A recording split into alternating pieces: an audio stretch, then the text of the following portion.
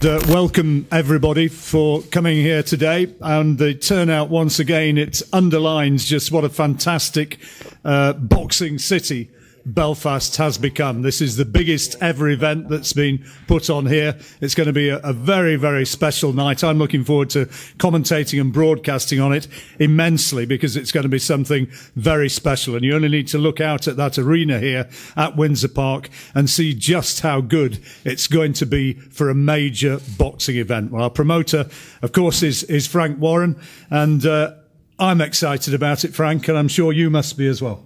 I am, Mr. Moderator. It's a very, very, it's going to be a very exciting night on Saturday. We've got, Ireland's best here, and they're putting it all on the line. We've got Luke Jackson coming over here. He's undefeated. He really fancies a job against Belfast's own Carl Frampton.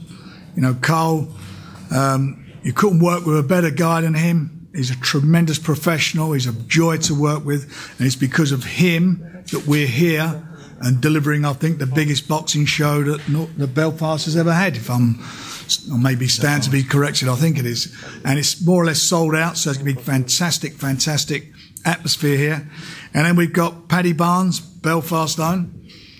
He's really stepping up to the plate after only 5 pro fights, fighting Christopher Rosales. And again, you can't be any more gamer than that. And if gameness wins you a world title, this guy, well, he deserves it in spades. 2 outstanding fights that we're, of course, looking forward to. On paper, they both have the makings of being very good altercations indeed. I can say that as being the moderator. Well, you can. You very modest moderator.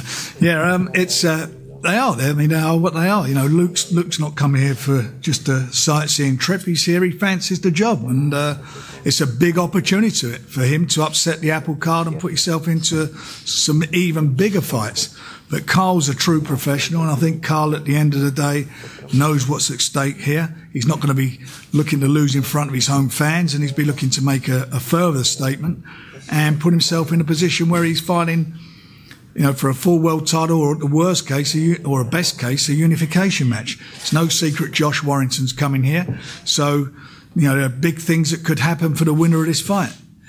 Before we hear from the guys actually involved in the major fights, Jamie, just put a microphone in front of you, and just from a Belfast point of view, tell us about what this means to this city and to your big friends. It's historic. I think it's the first time probably ever that a football stadium has been held as a boxing venue, and there's only really been so far one man to be able to do it, and it's Carl Frampton. He's united a city. He's united a country. He's just an all-round good fella.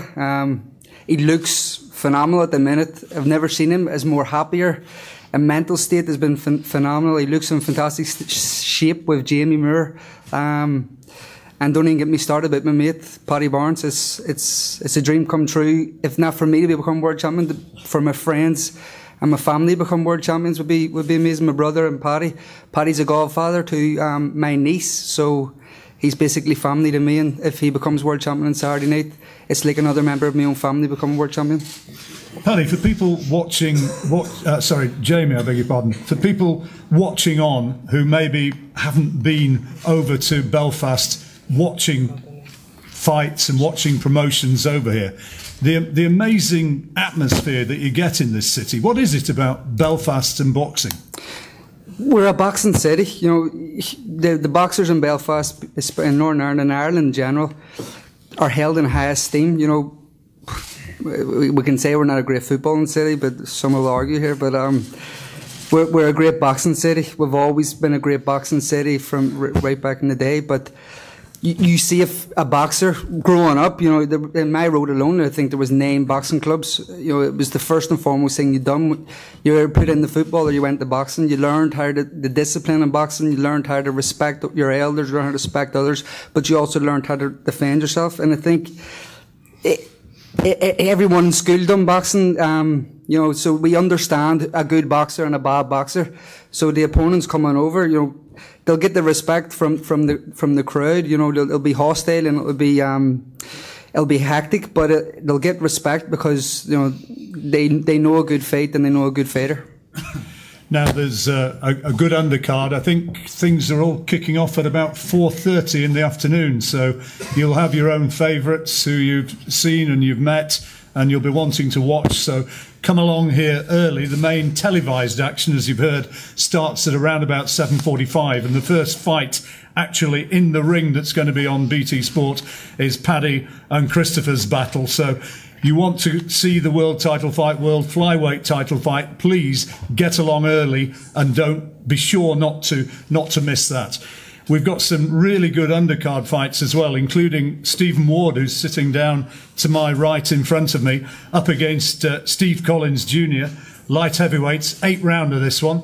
And it's Northern Ireland against the Republic, against Dublin, Belfast against Dublin. Stephen, being here and fighting in this stadium on this card must mean a heck of a lot to you.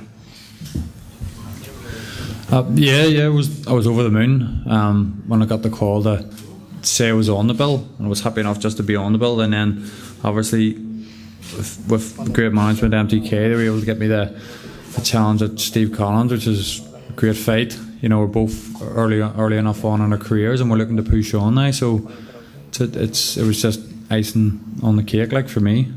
Undefeated in 7 fights. You're known as the quiet man, so I guess you're not going to start saying I'm going to murder the bum or anything like that. But you must be looking forward to massively the atmosphere of being out there in front of the Irish fans here at Windsor Park. Of course. I live just a stone's throw away from here up the road, and my mum and my dad's from a small around here, so it's good just to be part of it, and it's just going to be an amazing night. It's one's going to go down in history, and to be part of it, I'm loving it, to say the least. How many tickets you sold? And how many supporters personally are you going to have here? How many tickets have you managed to sell? No comment. No, I don't. I done good tickets for someone that doesn't go on mouthing off. All the boys take a mickey out of me for being so boring, but people seem to come to buy tickets all Cheers, comrade. And so the boys take a mickey out of me for being boring, but it mustn't be that bad because people are still buying tickets off me. Jamie, tell us a bit more about this lad, because you train him and you work with him on a daily basis. Tell us about him as a fighter.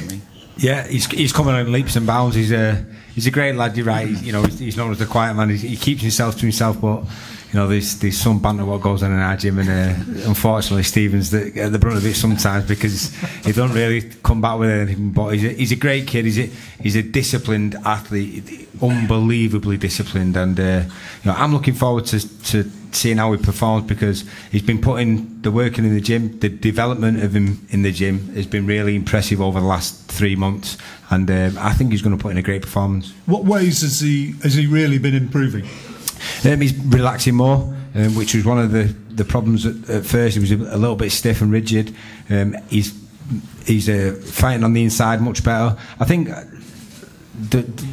early on in your career, to develop and improve, you don't just want to sort of concentrate on the stuff you're good at. You need to concentrate on the stuff what you're bad at. That's how you're going to improve all round as a fighter, and that's what he's been doing. He's been working on the stuff what he needs to work on to improve on, and the stuff what he's really good at. Then we've been obviously drilling that and making improvements in that way. So he's I think everyone who's been following him and watching him, obviously he sells a lot of tickets, as you're saying. He's got a big fan base. They're going to see a big improvement in this performance this time. And what sort of a fight are you anticipating against Steve Collins? Steve's not actually here, but what sort of a fight would you think it's going to be? I think style-wise, it makes a great blend. You've got Stephen, who's a real well-skilled boxer. Steve Collins is similar to his dad in the sense that he's a nice high-octane pressure fighter. Big, strong, so I think he's going to bring the fight to Stephen. So that's one of the reasons why we've had to sort of add a little bit to Stephen's armoury to make sure he can fight in the trenches as well as box on the outside. So it'll be a good blend of styles, and it'll be a great fight for the fans. One I'm certainly looking forward to. And while we're talking trainers, I think it's probably a good moment to bring Danny Vaughan in, because he's been looking after Paddy Barnes in the run-up to his fight against Christopher Rosales. Tell us a little bit about the camp, Danny. How's your man? Yeah, he's in fine form, John. I mean, the camp we've had has been unbelievable. Paddy's given his heart and soul to this camp, and we're looking for a big performance of him come Saturday night. How fit is he compared with previous fights? I mean, is he going in here looking in the form of his life, would you say? Yes, John, most definitely. He's in the best shape he's ever been in. I mean, he's given his heart and soul, as I said before, to the fight, and we just can't wait for Saturday night. What about sparring? Who have you been working with? Well, yes, John, we've been all around the country. We went up to spar Cal Yaffe, who has beat Christoph, and the sparring was frightening. It was brilliant. So, we just can't wait for Saturday now. Absolutely. Paddy, give us your analysis of this fight and what it means for you to be fighting here in this stadium with your great mate Carl.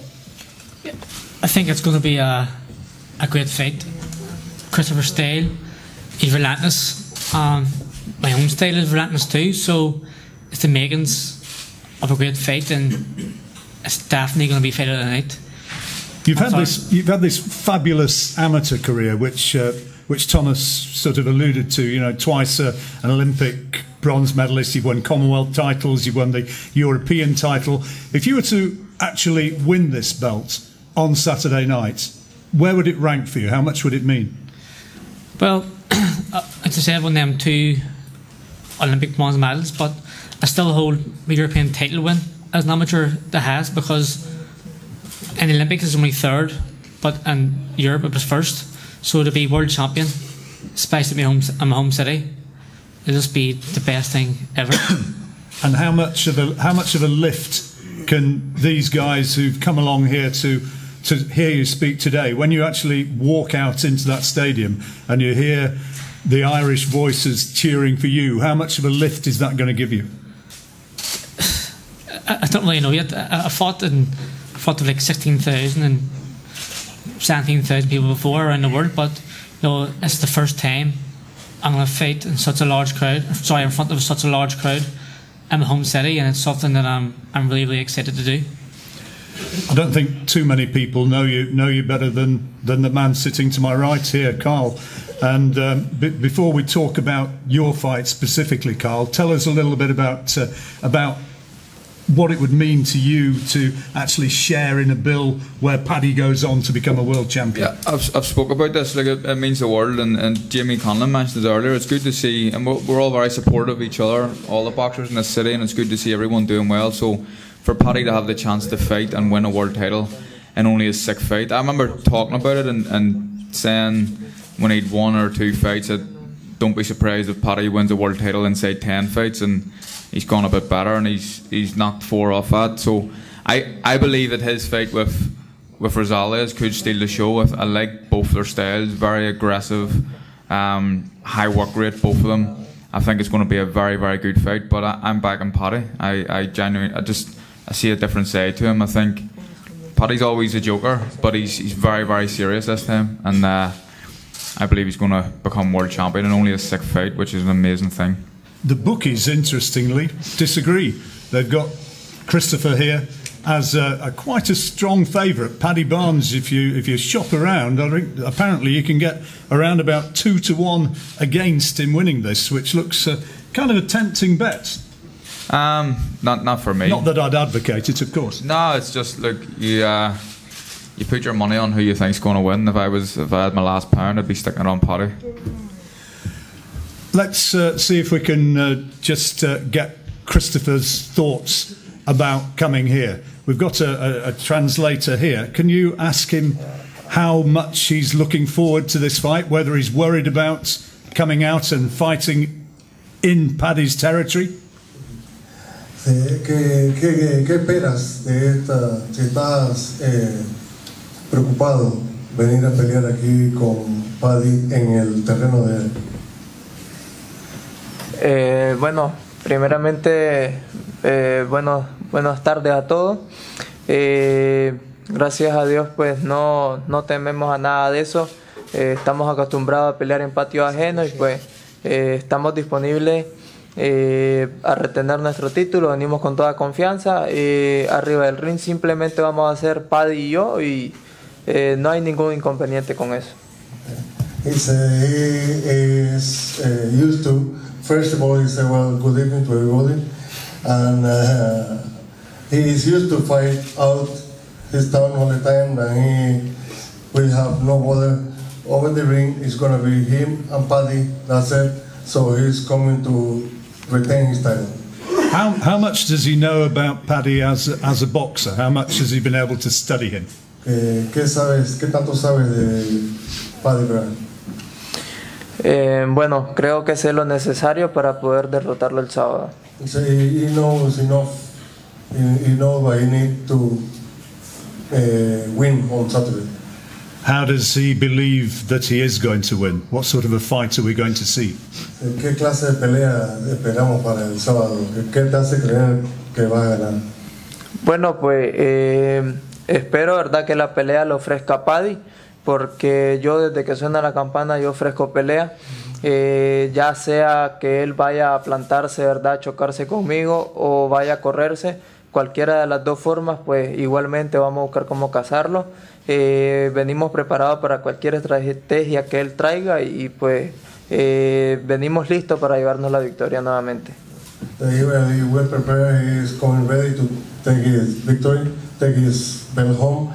I say he want Paddy to dictate the pace, and then the way Paddy act, the way he will act, and then he will catch him. Final word on the fight then from Paddy. He's going to let you dictate the pace, and at some point he's going to catch you.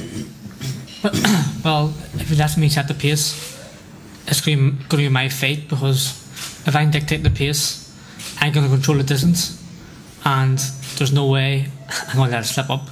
So, thanks, mate.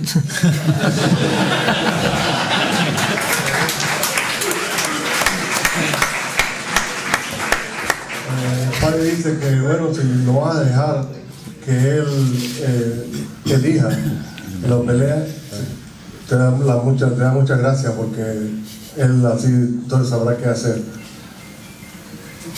Está bien, lo único que pues le digo de que espero no vaya a plantar a correrse. Lo único, the only thing he says, don't gonna be running about like a wee chicken. Well,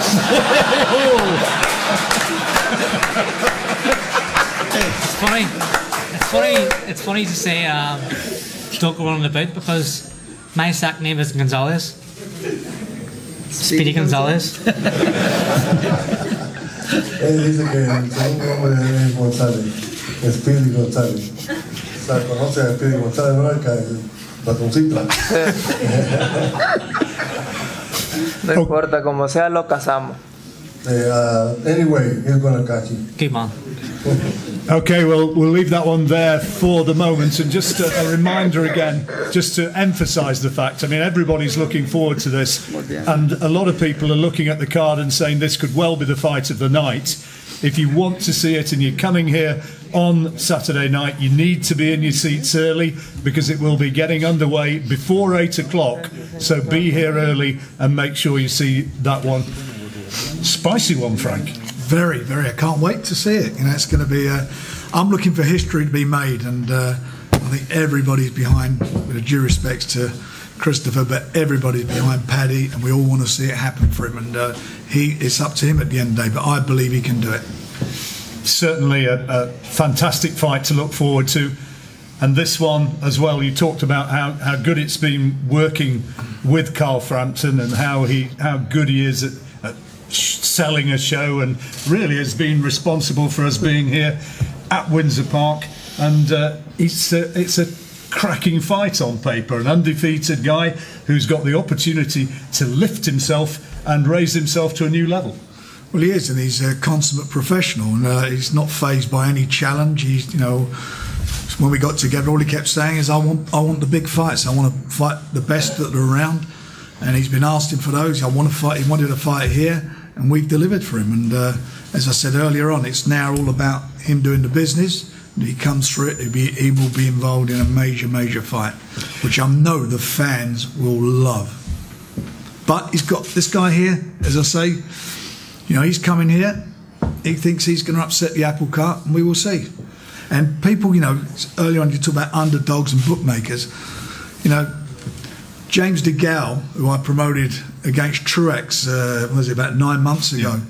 he was a massive, massive favourite, and Truex was like 41. You could have got 40 to 1 against. So upsets happen in boxing. You know, at the end of the day, Christopher went to Japan and he was an underdog and upset the odds over there. So upsets happen, and that creates good fights. And I'm quite sure we're going to see the best out of these guys. The one thing they're not doing, you know, they're not coming to lay down. They're coming to try their hardest. They're coming to win titles and defend titles. And the people who will benefit from that are the fans. Now, Luke is certainly not here just to make up the numbers. He's been working with Billy Hussein, training, preparing for this. You'll have studied long and hard what you're up against, Billy. Definitely. We've had a real good training camp. Carl's a great fighter. I mean, it's an honour to be here and train Luke for such a massive fight, especially on Frank Warren's promotion. My two brothers were promoted by Frank Warren, Hussein and Del Hussein. And I think Nadal fought Scott Harrison in his last fight for the WBO featherweight title. So the title means a lot to us. And our idol, Prince Nassim Hamid, was the champion. So this is huge for us, and we really want to win this fight. Tell us what it would mean back home in Tasmania, in Hobart and across Australia if Luke was able to win this. How much of a boost would it give Australian boxing? Well, Australian boxing's on a high at the moment. Luke's stablemate, unfortunately, last week lost to Tevin Farmer for the IBF world title. Billy did. So we really got to win this fight, especially for the fans and who supported Luke. I mean, the whole of Australia is getting behind Luke for this fight. It's been amazing. Press has been backing it. We're going live to Australia on Sunday morning, so this is for Australia. You obviously know this guy about as well as you can do in an athletic trainer relationship. Tell us what sort of a fighter he is and what we can anticipate. Look, honestly, I've been around boxing my whole life. Been involved in over 100 world title fights. It's nothing new to me as a trainer, so I'm able to guide Luke through all this. Ultimate professional, really does everything right, perfect. I've got to slow him down. This training camp's been more about being smart, freshen him up, and I believe Carl Frampton's overlooking us, and I mean overlooking Luke and the Warrington fight. And just 2 weeks ago, myself and Luke watched Kovalev. They were building Kovalev to fight Bivol on HBO, and he got upset and he got beat. And I believe we're going to do the same here. Well, let's hear from Luke himself. I mean, I've obviously been following the interviews and the quotes, and I've seen that you've suggested that Carl is not the fighter that he once was, that he beat a man in Nonito Donaire, who was at the end of his career, and that wasn't the great performance that maybe some people were suggesting it was. What do you think? Do you think he's overlooking you? Look, first and foremost, it's great to be back in Belfast. My third time here. I love the city, so thank you.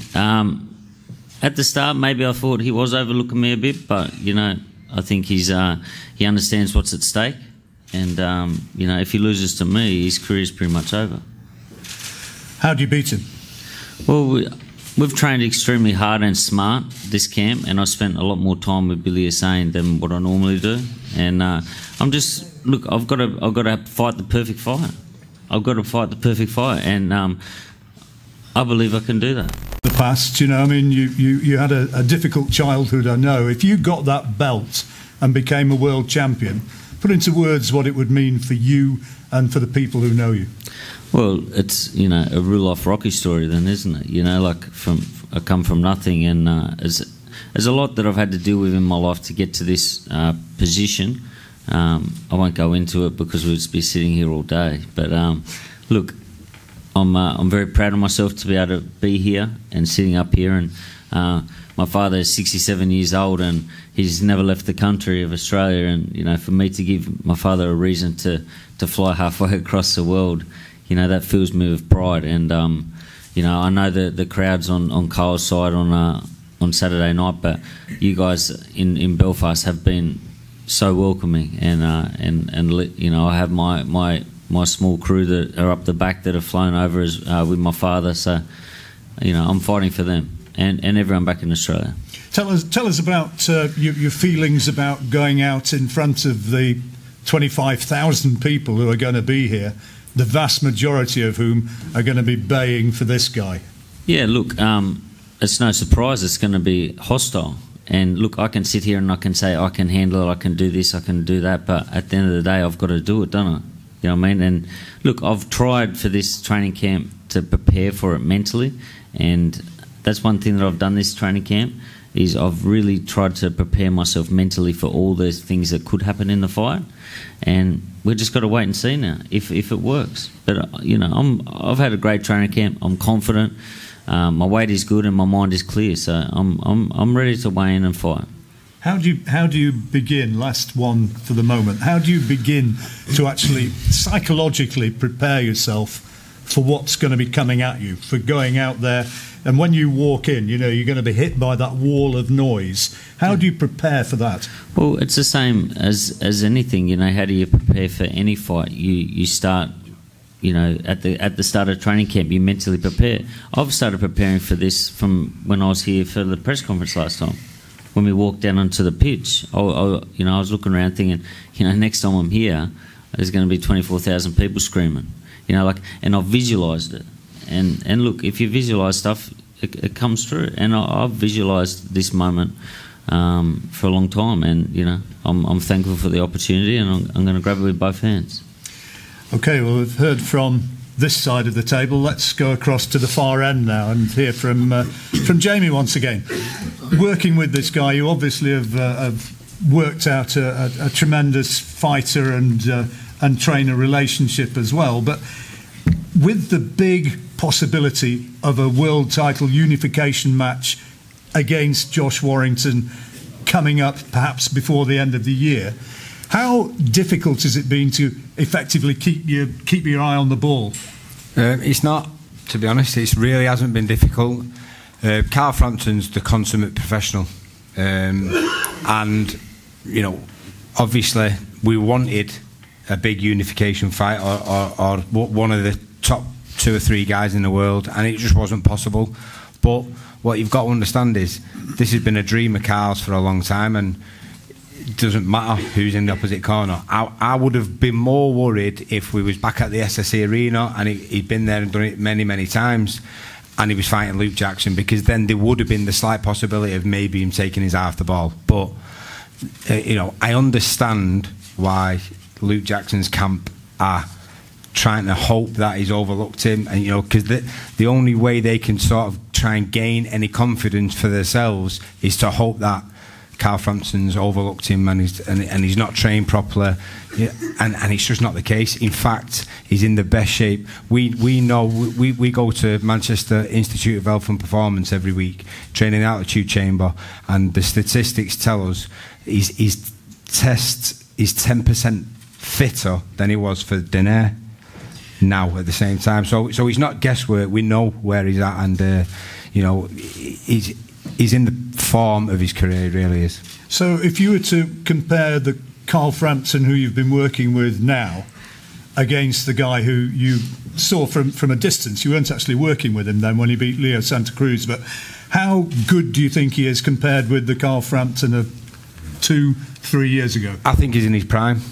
I think right now he's in his prime, because, you know, boxing isn't just about your technique, your fitness. It's a combination of those things and your mentality. You know, you can be as fit as you want, you can be the best boxer in the world, but if mentally you fall apart at the last minute, or you have demons and negative thoughts in your mind, then you can lose the fight. So it's a combination of getting them all right.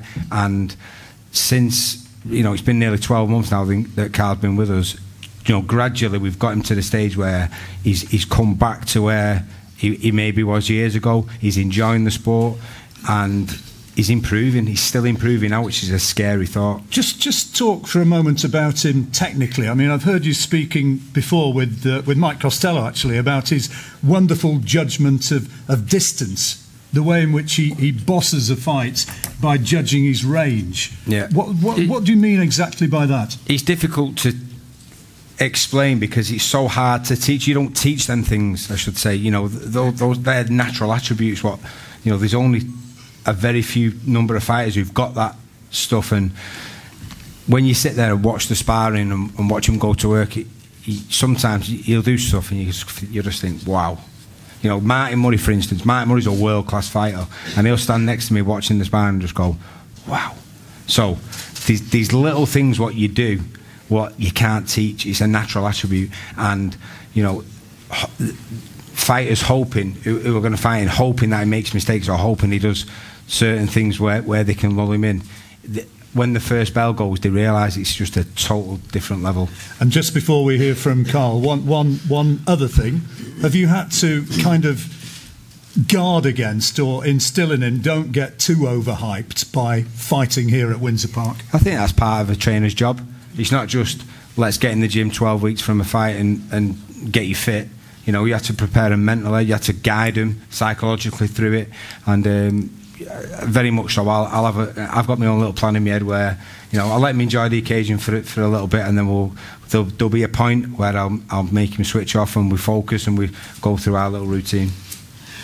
Well, let's introduce Carl to you all again, and this time talking about yourself, Carl. You know, this is here. You're in Windsor Park. It's happening. It's kind of a dream, isn't it? That's what it is, exactly what it is. It's a dream, and it's soon going to be a reality to fight at Windsor Park in front of my passionate fan base, and to have friends like Paddy and Stevie and Conrad Cummings and everyone else on the bill. And it's a special thing, not only for me but I think for the city as well. It's a big night and everyone's talking about it. You see the buzz around the city, but I'm excited. And I just want to, sorry, before I go on, TJ Dahany won a world title in Japan literally an hour ago, so I'd like to say well done. A round of applause for TJ.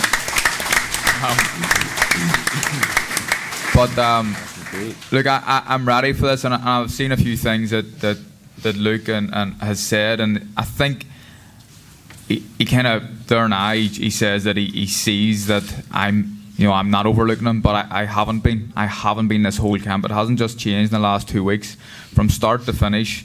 This is, without being disrespectful to Luke, this is about more than Luke Jackson. This is me at Windsor Park, and this is something I've wanted for a very, very long time, and I've trained very hard. I've left everything in the gym.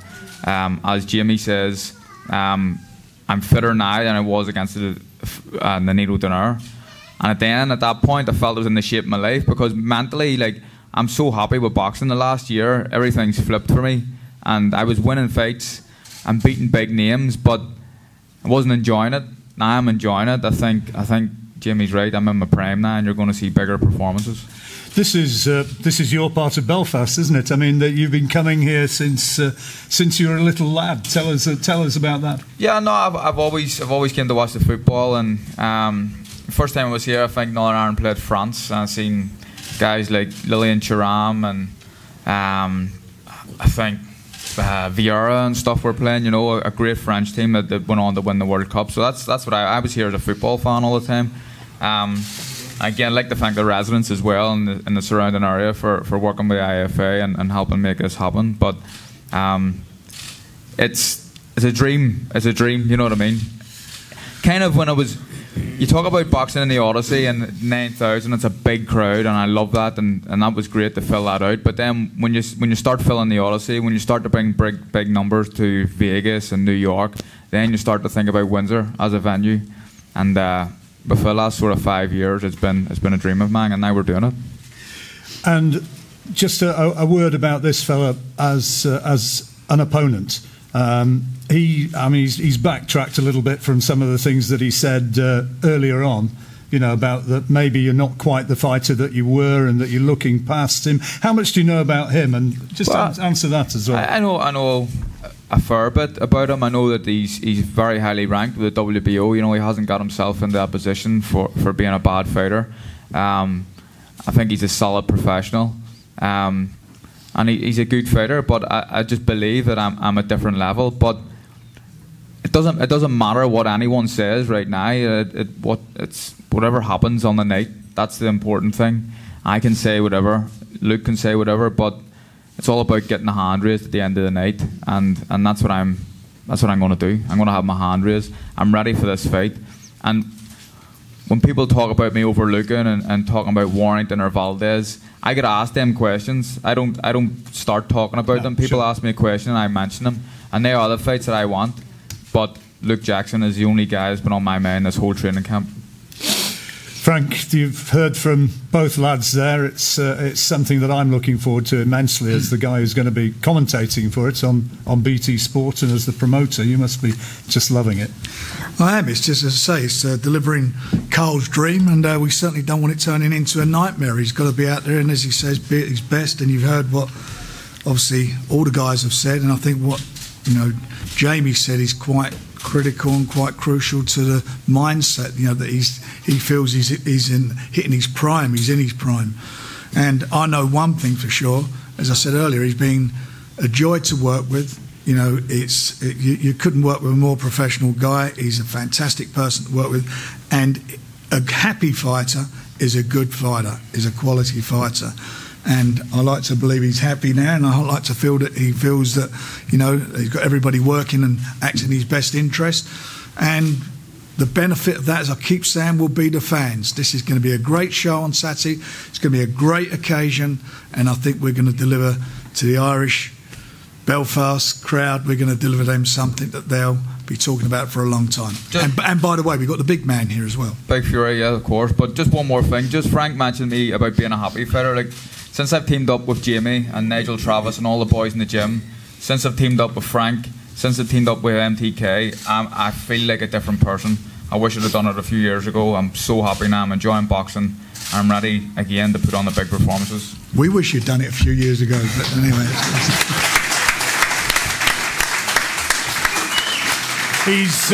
Carl's so much a man of the people and a Belfast boy, and there were loads and loads of people at the public workout yesterday, and the place here, the room is full again, not only with members of the press but also with fans who are going to be here on Saturday night. It's going to be special. You're going to have your chance to speak to all these guys in a few minutes, just head to head, and doing all the interviews. They're prepared to give you what you want.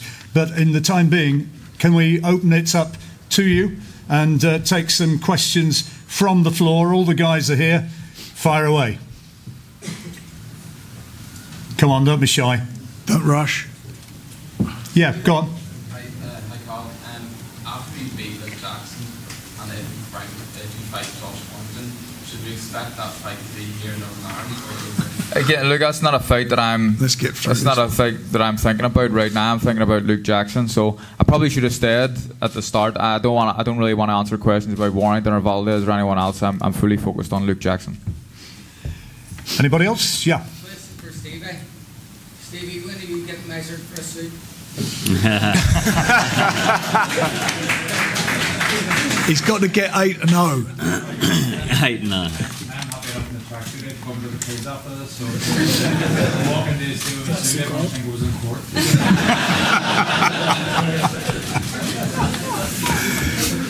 Yeah. Any more?